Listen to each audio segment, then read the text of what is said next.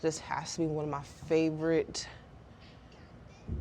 core exercises.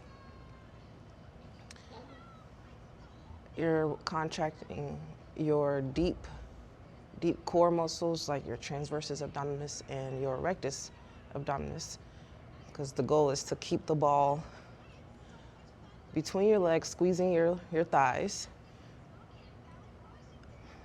and moving the ball back and forth.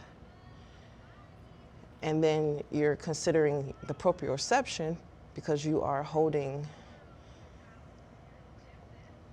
the weight and the contralateral arm to the leg that's moving.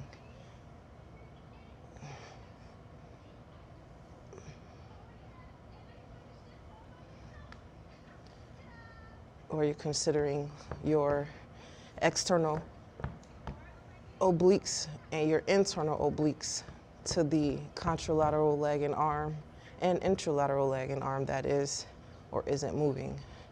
So like right now, my external obliques are moving